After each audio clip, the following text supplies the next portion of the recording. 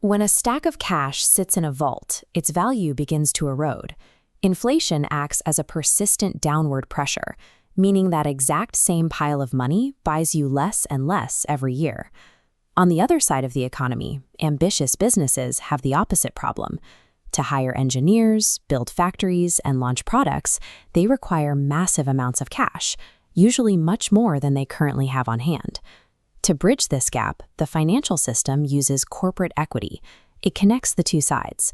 Everyday people get a mechanism to grow their wealth, while global businesses get the immediate capital they need to build the future. Think of a massive company like a single giant pizza. Instead of finding one person to buy the entire thing, the company divides its total ownership into millions of individual slices. These are shares. The moment these new slices are created and sold directly to the public for the first time is known as the primary market. You'll usually hear this first sale event called an IPO, or initial public offering.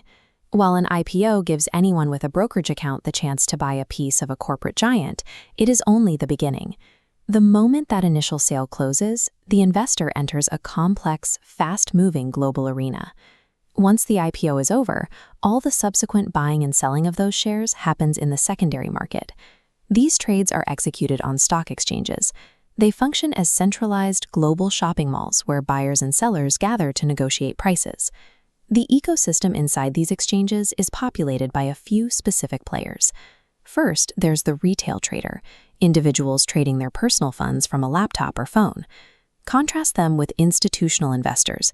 These are the giant mutual funds, banks, and hedge funds that command enough capital to shift market direction when they decide to buy or sell. Behind the scenes, you also have market makers. They constantly provide liquidity, standing ready to buy or sell so the gears of the market never stop turning. Because of this dynamic, the secondary market is an asymmetrical environment. Small retail traders navigate the ocean alongside whales, often moving within the massive wakes left by institutional capital. Not all company shares offer the same value. Investors categorize them based on their specific risk and reward profiles. This infographic details the characteristics of blue-chip stocks.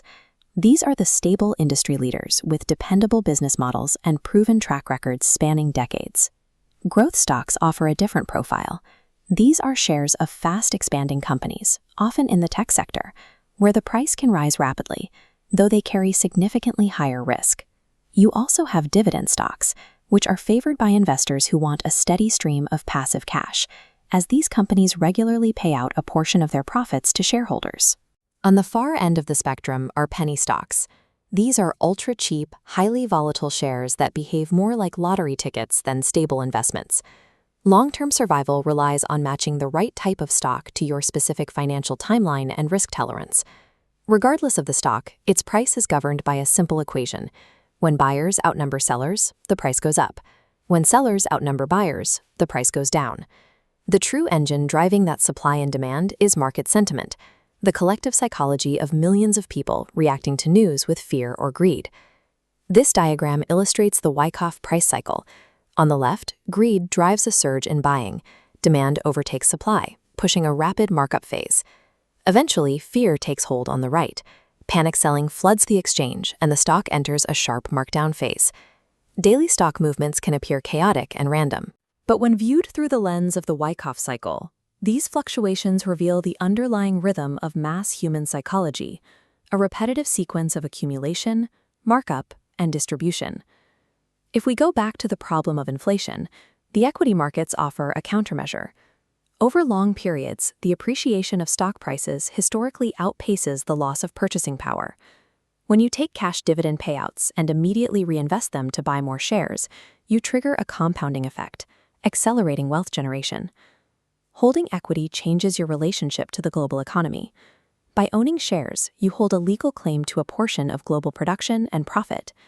This ownership comes with severe exposure to market risk. Asset prices can swing violently, and in extreme cases, the underlying business can fail. The greatest threat to a portfolio is often the investor's own emotional response, specifically the impatience and panic selling that occurs during sudden markdowns. Building a portfolio is like planting an orchard. You have to establish deep roots and exercise patience, weathering the inevitable storms before the branches yield fruit. The mechanics of the equity market, from the initial IPO to the cycles of supply and demand, provide a platform for growth, but they also reward those who can withstand the pressure of the markdown.